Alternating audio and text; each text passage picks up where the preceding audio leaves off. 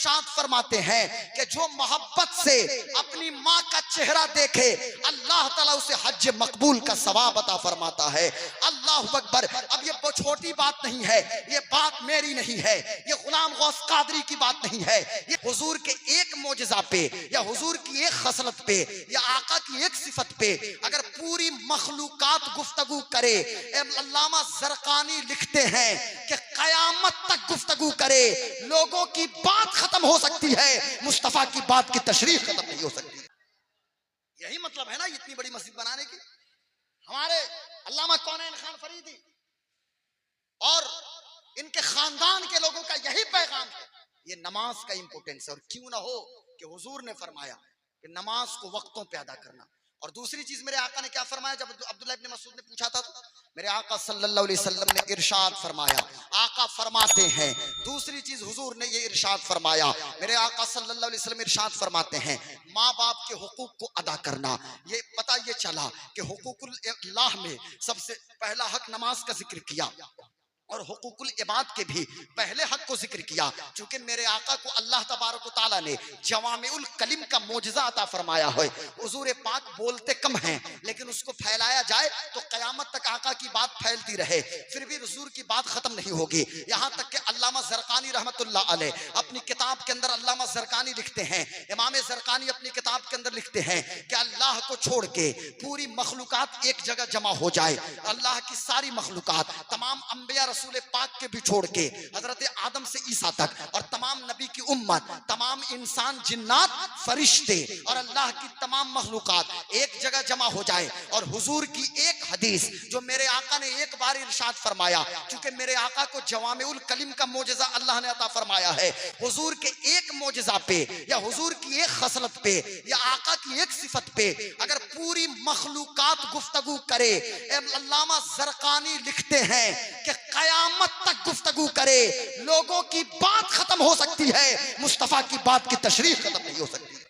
यह है शान मुस्तफा, यह है मकाम मुस्तफा। तो हुजूर ने फरमाया, दूसरा हक आपने का इरशाद फरमाया, जो पहला हक है हुकूकुल इबाद का, कि माँ बाप के साथ माँ बाप के हुकूक को अदा करना, और फिर फरमाया कि अल्लाह के रास्ते में जिहाद करना। हमारे यहाँ नमाज पढ़ने वाले लोग भी मिलेंगे, हमने अपनी कौम को मुर्दा बना दिया, नामर्दी की चूड़ियां हाथों में हमने डाल लिया।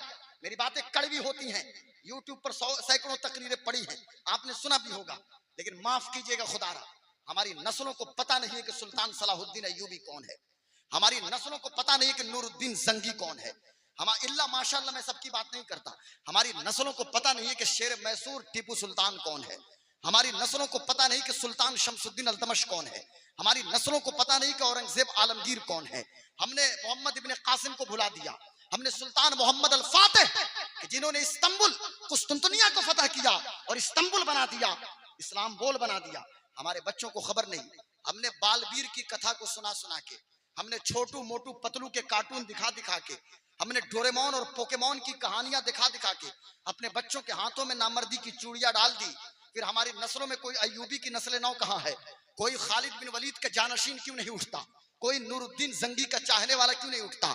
और कुछ मौलवियों ने भी इतना तमाशा किया साहब, नमाज, रोजा, हज और ज़कात, यार कभी जिहाद पर भी तो गुफ्तगू कर लेते।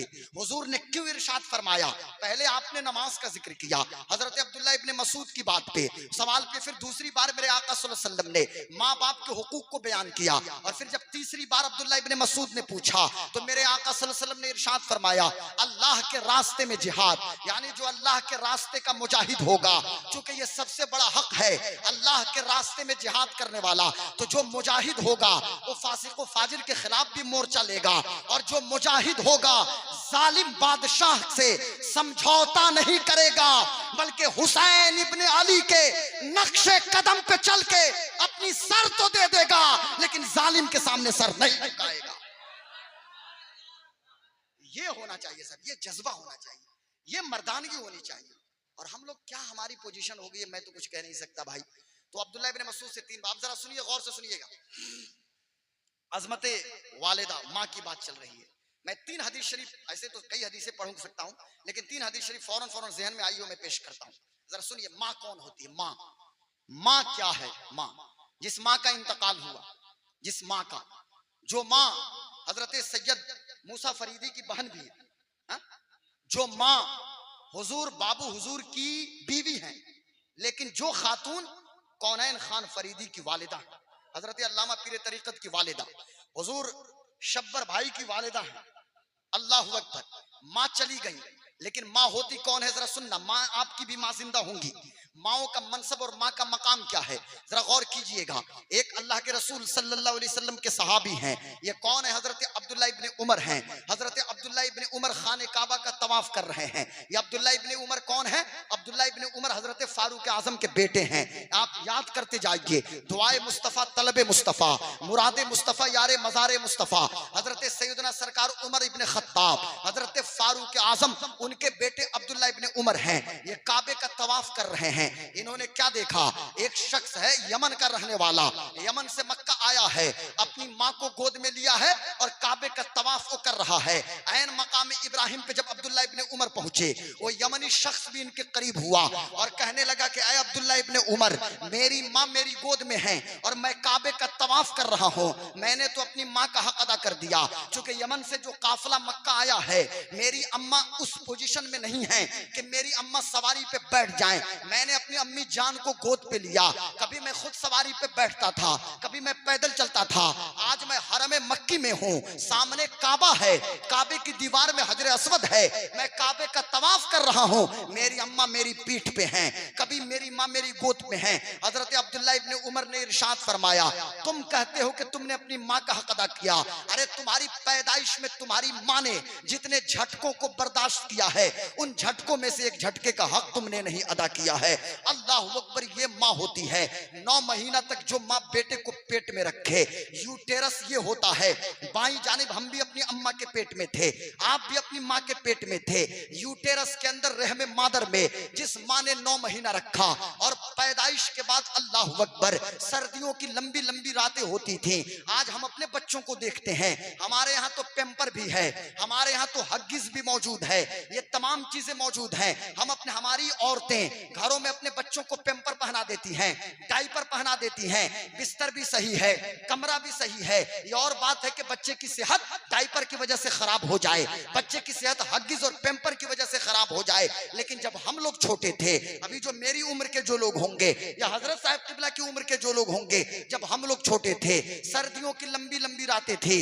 इस वक्त जो कुशादगी है और जो बेहतरीन अल्लाह रिस्क हमें अता कर रहा है, उस जमाने में ये रिस्क नहीं, इस कदर मौजूद नहीं था। रिस्क की फरावानी नहीं थी, बल्कि जो कुछ भी थी जरूरत के लायक थी। ये लाइट, ये बिजली, ये पंखा नहीं, बल्कि किरासन तेल में, मिट्टी तेल में चिराग हम जलाया करते थे। और सर्दियों की लंबी लंबी रात में एक चादर होती थी, हम पेशाब कर देते थे। माँ ने उस जगह को बदला, फिर दूसरी जगह हमें सुलाया, फिर मैंने पेशाब कर दिया, फिर तीसरी जगह सुलाया, फिर मैंने पेशाब कर दिया। पूरा बिस्तर गीला मैंने पेशाब से किया है, लेकिन मेरी माँ ने उफ तक नहीं कहा।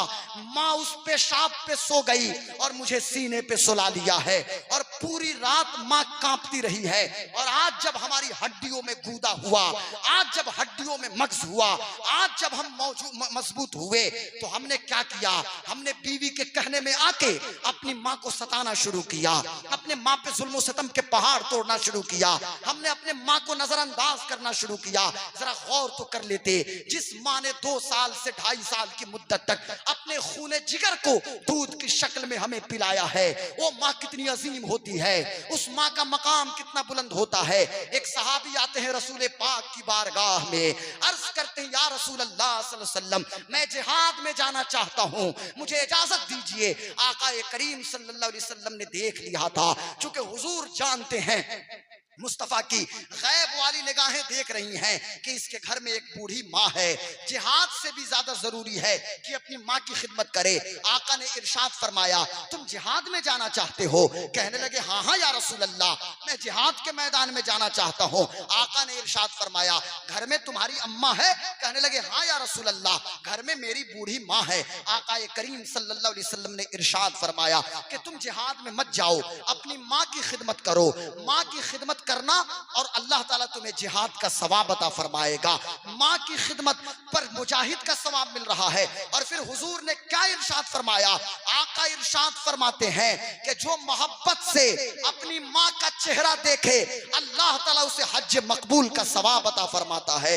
अल्लाह अकबर। अब ये छोटी बात नहीं है, ये बात मेरी नहीं है, ये गुलाम गौस कादरी की बात नहीं है, ये मेरे बाप की बात नहीं है, ये रसूल पाक की बात है, ये मोहम्मदुर रसूलुल्लाह की बात है।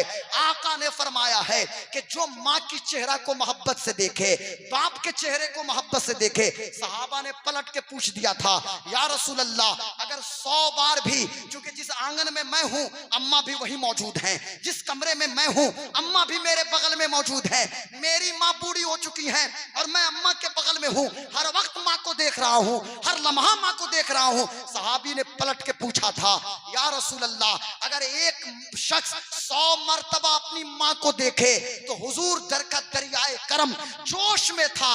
आका ने फरमाया 100 बार भी देखोगे अल्लाह ताला 100 हज मकबूल का सवाब अता फरमाएगा।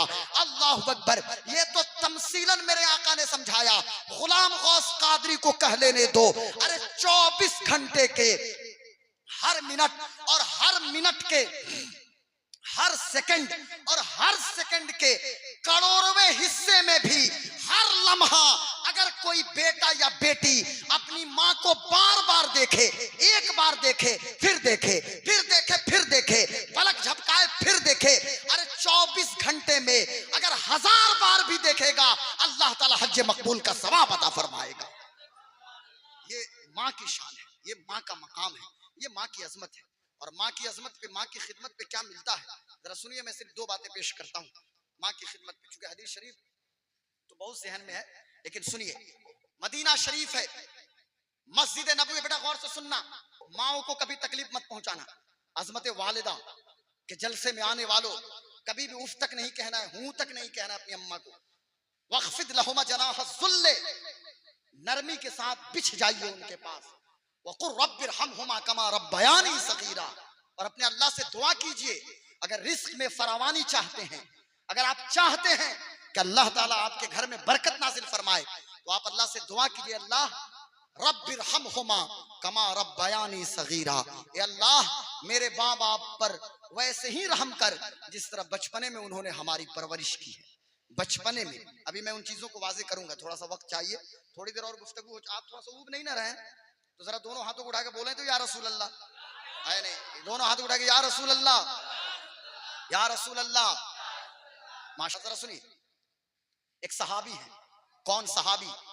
सहाबा का नाम याद करो बेटा। ये मेरी जिंदगी का मकसद ये है कि सहाबा की मोहब्बत को आपके दिलों में हम जागूजी करें, सहाबा और अहले बैत।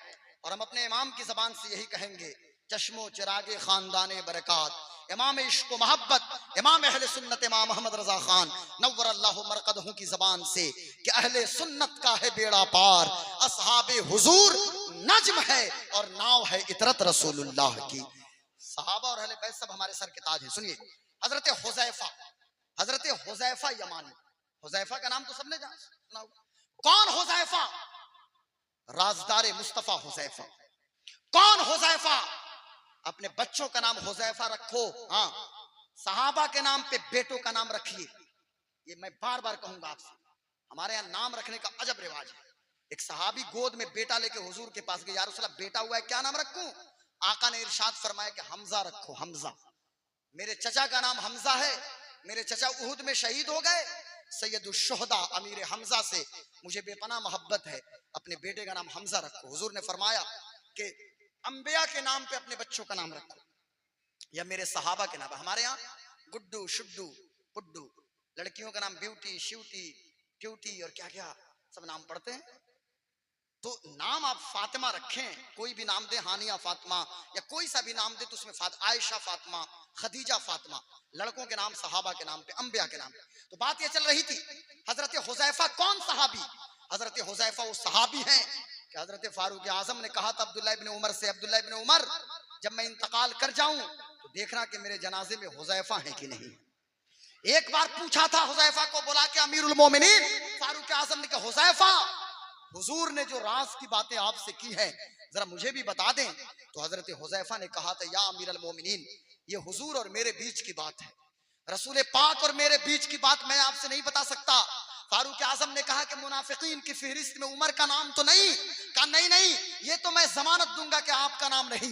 लेकिन हजरत फारूक आजम ने अब्दुल्लाह इब्न उमर से कहा, हो सकता है कि हुज़ैफा ने मेरे डर से कुछ कहा हो, जब मैं मर जाऊं तो देखना कि मेरे जनाजे में हुज़ैफा है कि नहीं। क्योंकि जिस जनाजे में हुज़ैफा है तो सही मानों में वही मुसलमान है, और जिस जनाजे में हुज़ैफा शरीक ना हो तो फिर सहाबा भागते थे कि हुज़ैफा शरीक नहीं है तो हम क्यों शरीक हों। बल्कि हजरत फारूक आजम का मामूल था, हजरत फारूक आजम जब तक अमीरुल मोमिनीन रहे, आप खिलाफत के मनसब पे फायज रहे, उन्हीं जनाजों में मौजूद होते थे जिस जनाजे में हजरत हुज़ैफा होते थे। अब जरा सुनिएगा मुसलमानों, हुज़ैफा कितने स्पेशल सहाबी हुजूर के। ऐसे तो सारे सहाबा स्पेशल, लेकिन माँ की अजमत सिर्फ बताना है, माँ का मकाम बताना है। जरा सुनिएगा, अजमत वालिदा के जलसे में आने वालों, हुजूर कौनैन मियाँ की अम्मी जान के फातह चहल्लुम में आने वालों, हजरत हुज़ैफा मदीना शरीफ के बाहर रहते थे। इसलिए मदीना शरीफ के बाहर रहते थे कि इनकी अम्मी बीमार थी, तो अम्मी का जो घर था जहां हजरत हुज़ैफा थे मस्जिद नबवी से दूर था।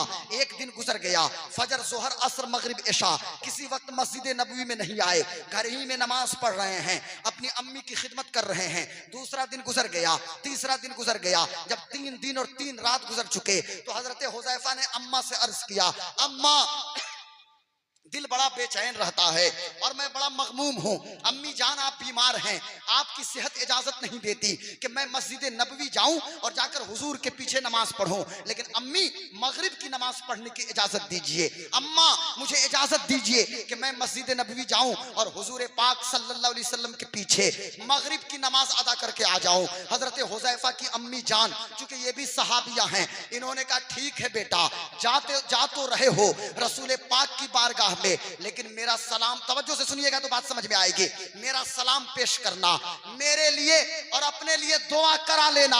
हजरत हुज़ैफा चले और जब चले हैं तो बहुत लेट से पहुंचे, मस्जिद नबवी के बाहर जगह मिली। अब नमाज के लिए खड़े हो गए मेरे आका, मगरिब की नमाज हो गई, मगरिब के नमाज के बाद मेरे आका बैठ गए। मगरिब की नमाज के बाद सारे सहाबा परवाने की तरह हुजूर के इर्द गिर्द झूमने लगे। इतने में इशा का वक्त हो गया, हुज़ैफा मस्जिद के दरवाजे पे हैं, हुज़ैफा की आंखों में आंसू हैं, अम्मी की याद सता रही है। अम्मा ने तो सलाम भेजा था हुजूर पे, अम्मा ने तो दुआ करने के लिए कहा था कि रसूल पाक से मेरे लिए और अपने लिए मगफिरत की दुआ करा लेना, लेकिन मौका नहीं दे रहे हैं सहाबा। हम हुजूर से मुद्दाए दिल कैसे बयान करें। लेकिन अल्लाह अकबर, हजरत हुज़ैफा को भी पता था कि ये बारगाह मुस्तफ़ा है, यहाँ दिल की जो कैफियत है जबान भी हिलाने की जरूरत नहीं पड़ती और आका को खबर हो जाती है। इसलिए कि वल्लाह सुन लेंगे, फरियाद को पहुंचेंगे। इतना भी तो हो कोई जो आह करे दिल से, फरियाद उम्मती जो करे हाल-ए-ज़ार में, मुमकिन नहीं कि खैर बशर को खबर न हो।